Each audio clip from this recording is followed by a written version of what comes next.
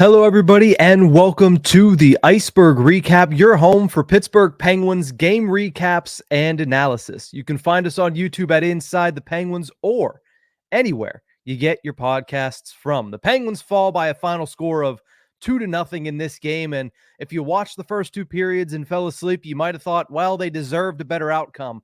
Third period didn't go as well as the opening 40 minutes, but at the end of the day, the Penguins unable to solve Philipp Grubauer, and they fall, ending their three-game winning streak on a night that they could have made up some ground. The Tampa Bay Lightning lost in overtime, and also a couple other losses around the NHL. Detroit Red Wings losing in regulation to the New York Islanders. So a missed opportunity for the Penguins on Thursday evening. Like I said, they outperformed the Seattle Kraken through the majority of the game, at least the first two periods of the game, including 18 first-period shots on Philipp Grubauer. He was able to stand tall. They were unable to get one past that goaltender and get one really inside the house of the Seattle Kraken. They did a good job of keeping a lot of the Penguins offense to the perimeter, something the Penguins don't make too difficult to do, but the Seattle Kraken were able to execute and keeping them shooting from the point, shooting from outside the dot, shooting from poor scoring areas, and they were able to do that, and Philipp Grubauer was able to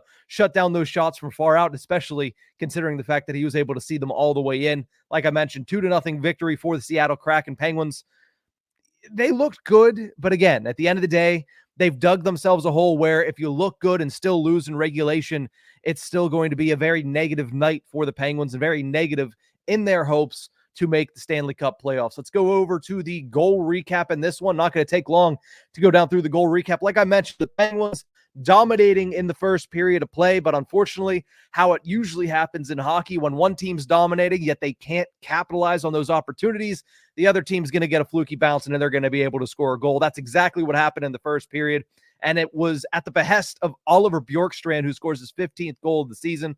The shot was on net by Will Borgen. It was deflected off of Alexander Wenberg in the slot, and it bounced right in front of Tristan Jarry. Unbeknownst to him, Bjorkstrand did know where it was, unfortunately, for the Penguins, and he puts it home for his 15th, like I mentioned, of the season. Seattle went up 1-0, and that's where this game stood for a long period of time. No goals in the second period, no goals early in the third period, and it took the Seattle Kraken getting on a power play to be able to extend that lead to 2-0, and that one goes to Alex Wenberg, who was able to fight it in front, eventually kicked the puck up from his skate to his stick and beat Tristan Jarry for his 9th goal of the season, the insurance goal for the Kraken, and that's all they needed at the end of this one. Kyler Yamamoto and Eli Tolvanen pick up the assists on that power play goal, and that is where things stood at 0-0. Penguins lose by a final score of 2-0. Let's get over to the 3 stars of the game in this one. I thought there were a couple Penguins that had pretty good performances, but Tristan Jarry gets the 3rd star of the game in this one. 26 saves on 28 shots. He was tested lightly early on, but especially in that second period, you saw a couple of grade A opportunities for the Seattle Kraken in which Tristan Jarry was on his game, was able to make those saves and keep the Penguins within striking distance throughout this contest, especially in that third period. You look at what he gave up for the game-winning goal. It was fluky. He lost sight of it. It went straight up in the air. It looked to me, and it looked to the folks on the broadcast, Mike Rupp and Josh Getzoff, that he thought the puck was going to go out of play, but instead it went straight up, landed right in the slot, right in front of him. That's just a fluky bounce, and unfortunate for him that he didn't know where the puck was unable to really react fast enough to stop that goal from Oliver Bjorkstrand. And then in the third period, it was a power play goal where the front of the house got hectic, chaotic. He was unable to keep his crease. He ended up on his stomach and ended up trying to flail over to make the save. Wasn't able to do it, but a pretty good game. Another solid outing for Tristan Jarry. Back-to-back starts out west that he was able to look very good in. 2nd star of the game in this one, I'm going to give it to Alex Wenberg. He obviously deflected that first goal that ended up being the game-winning goal. If it wasn't for him deflecting it up into the heavens, they probably wouldn't have scored there, and who knows how this game would have turned out. And then, of course, scoring that all-important insurance goal in the third period. A nice night for Alex Wenberg. In the 1st star of the game, I'm going to give it to Philipp Grubauer. He was on his angle all game long, and that is the most important thing when facing the Penguins, is that you just remain on your angle. You stay on schedule as a goaltender. He was able to do that, get his first shutout in 2 years, saving 33 of 33 Penguin shots. But as we'll talk about here in our final thoughts, I'm not trying to take anything away from Philipp Grubauer. He was solid. He was sturdy. He had a good performance, and he deserves the shutout. The Penguins made it a little easy on him. And I know that it might sound crazy, especially if you watch that first period and saw that they put up 18 shots. But when you look deeper at those 18 shots, I don't think it's necessarily that the Penguins got goalied. That is a term that it seems like a lot of people in the Penguins fan base like to use now. Oh, the Penguins are getting goalied again. They're getting goalied by this no name. They're getting goalied by this guy. They're getting goalied by yesterday was they're getting goalied by Philipp Grubauer. At some point, it's not the fact that other goaltenders just happen to have the best games of the last couple of seasons, the best games of their career when they face the Pittsburgh Penguins. It's the fact that the Penguins don't put enough pressure on these goaltenders. And as long as they, like I mentioned, stay on schedule, stay square to the puck, they're going to be able to make the saves and they're going to be able to gain confidence as the game goes on. The Penguins, don't get me wrong, they were able to get a lot of opportunities early in that first period. But as I mentioned, a lot of these opportunities coming from point shots, a lot of these opportunities coming from outside the dots, a lot of these opportunities coming from low danger scoring areas. And that is fine as long as you have traffic in front of the net, somebody that's going to try to deflect the puck on the way in, and somebody that's going to try to pick up the garbage and score on a rebound goal. More often than not, the Penguins don't have that. And last night was a perfect example. They were controlling the pace of play. They were controlling the possession. They were dominating in both of those things, pace of play and possession, but they weren't able to beat Philipp Grubauer. And you might ask yourself, well, maybe it's just because they're getting goalied. I see that all the time, but no, he's faced too little to no traffic that entire game.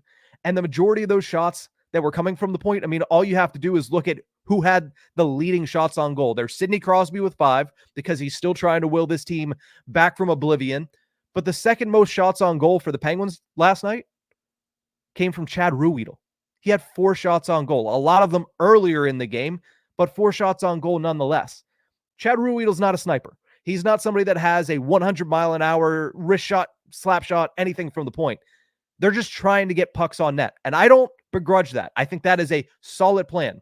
But they need to have follow-up to those shots on goal. They need to have somebody in front of the net to take away Philipp Grubauer's eyes, which they didn't have more often than not yesterday. They need to have somebody down there to swallow up and try to get those rebounds and bang those rebounds home and get that dirty goal that is not going to show up on the Sports Center top 10, but it's going to get you back into the game.